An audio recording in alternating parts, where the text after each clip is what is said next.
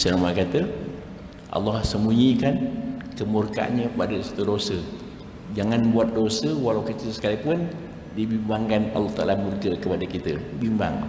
Itu yang pertama. Yang kedua, Allah sembunyikan keredaannya pada satu ibadat. Buatlah ibadat walau kecil sekalipun, mungkin Allah Ta'ala redha kepada kita. Buat kecil sekalipun, sikit dia tak apa, sikit saja pun tak apa. Mudah-mudahan Allah redakan kepada kita. Kita sembahyang sunat witir 3 rakaat, 5 rakaat, 7 rakaat, 9 rakaat, 11 rakaat, 13 rakaat. Kita buat satu pun jadilah. Buat satu pun jadi. Derma pun tak payah RM10, RM1 pun jadilah. Mudah-mudahan Allah redakan kepada kita. Kerana dosa ini kalau kita lakukan memang bimbang Allah Ta'ala murka kepada kita. Tapi kita minta ampun, Allah redakan kepada kita. Itu yang kedua, Allah redakan kepada kita kalau buat ibadat. Buatlah ibadat walau kecil sekalipun, mudah-mudahan Allah redakan kepada kita. Buatlah ibadat. Ibadat ini sebenarnya kita kalau memerhatikan umur kita dengan ibadat kita tak setimpal sebenarnya. Umur kita banyak mana, ibadat kita banyak mana. Ibadat kita sikit sangat, berbeza dengan ibadat kita. Umur kita, umur umat Muhammad ni pendek sangat. A'maru ummati baina sittin wa sab'in. Umur umat aku antara 60 hingga 70. Itu je yang banyak. Yang 80, 90 sedikit sangat. Tu sebabnya kita diberi umur banyak. Itu pasal apa? Umat zaman dulu umur panjang-panjang, tapi dia derhaka kepada Allah Subhanahu Wa Taala. Kita umur pendek-pendek ini supaya kita sedar umur kita tak lama sangat. Umur zaman dahulu 1000 tahun, 800 tahun, 700 tahun. Umat zaman sekarang ni pendek-pendek. Kalau sekiranya umur kita panjang-panjang, dibimbangkan banyak dosa lagi kita buat. Jadi Allah Ta'ala pendekkan umat-umat Muhammad. Dia minta kepada Allah Ta'ala 3. Yang pertama, umur umat aku jangan panjang sangat. Yang kedua, jangan kaya sangat. Yang ketiga, kalau sekiranya banyak dosa pun jangan turunkan bala bencana sekejap. Jangan. Tu umur kita, nasib baik umur kita 60 tahun, 70 tahun. Kalau umur panjang-panjang 100 tahun, 1000 tahun, kerajaan pening nak bayar pencen banyak sangat. Bukan anak cucu, bukan kerajaan pening, anak cucu kita pun pening. Tengok Datuk dia tak mati-mati, tengok Datuk tak mati-mati orang tua ni. Itu dia. Jadi tu Allah Ta'ala sembunyikan umur kita tu. Pasal apa? Supaya kita sentiasa beribadat dan minta ampun kalau sekiranya kita berdosa. Minta ampun supaya umur kita panjang. Itu jangan panjang sangat. Itu yang ketiga. Yang kedua, yang keempat, disembunyikan malam Lailatul Qadar. Kita tak lama bulan puasa, kita tunggu Lailatul Qadar. Bilakah masanya Lailatul Qadar akan timbul?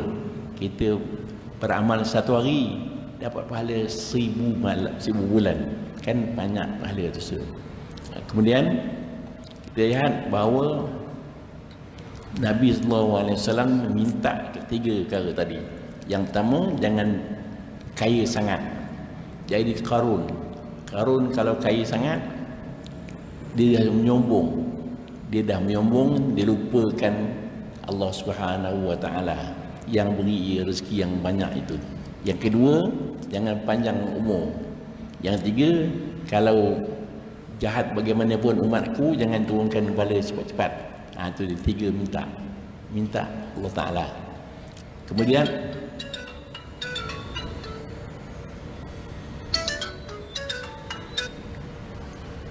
Kemudian kita perhatikan pula bahawa di dunia ini kita sentiasa beribadat, dan kita ingat bahawa empat soalan akan ditimbulkan di pada mahsyar besok. Yang pertama, dia tanya jasad kita buat apa. Yang kedua, ilmu kita buat apa. Yang ketiga, harta kita buat apa. Harta kita itu akan disoal. Soal harta kita itu, buat kita umat Islam ni akan ada memiliki harta. Disoal harta kita datang dari mana, ke mana kita belanjakan. Kalau harta halal dia belanja kita buat yang haram, hukumnya masuk neraka. Harta yang haram dia belanja kita buat halal, masuk neraka juga. Harta yang haram dia belanja kita buat haram, masuk neraka juga. Yang keempat, harta yang halal dia belanja kita buat halal, yang halal disoal juga. Dia bayar zakat atau tidak, itu soalannya. Itu iyyaka na'budu wa iyyaka nasta'in. Itu ibadat. Dan jadi kita sentiasa cari keridaan Allah Subhanahu wa taala supaya kita hidup senang di dunia dan akhirat pun senang.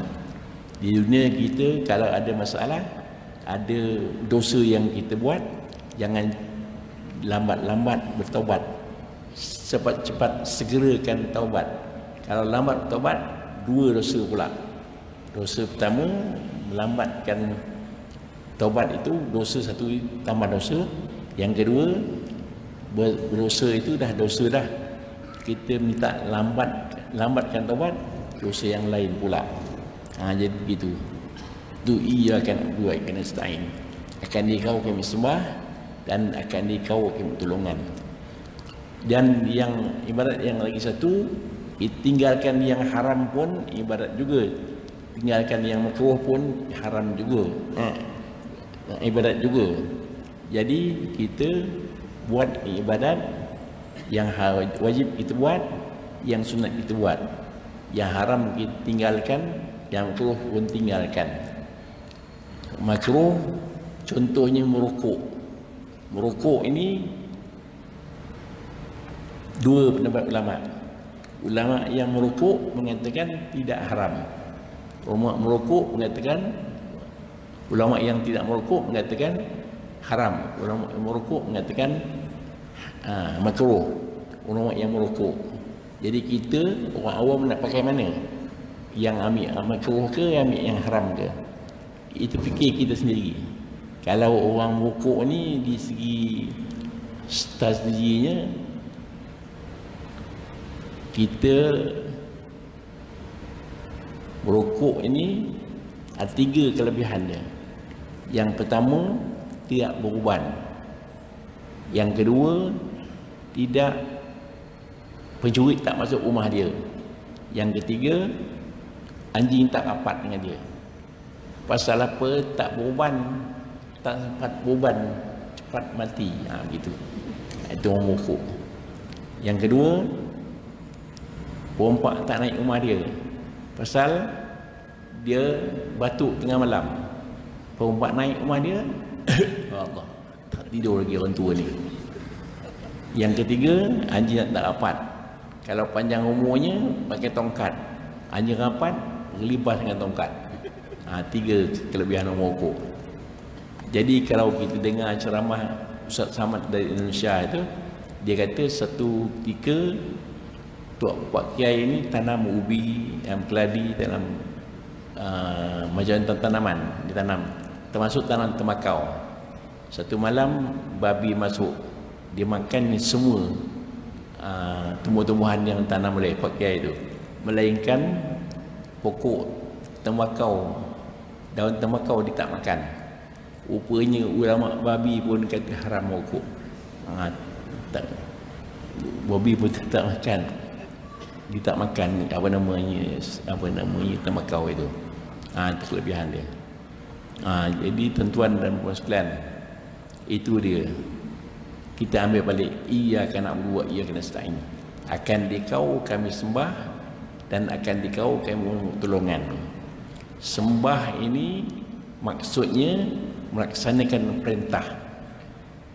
Melaksanakan perintah, yang diperintah pun buat, yang larang berhenti. Kalau dengar khutbah hari Jumaat, bertakwa kepada Allah Subhanahu wa taala. Hendaklah kita bertakwa kepada Allah Subhanahu wa taala. Meninggalkan segala larangan hendaklah ditinggalkan.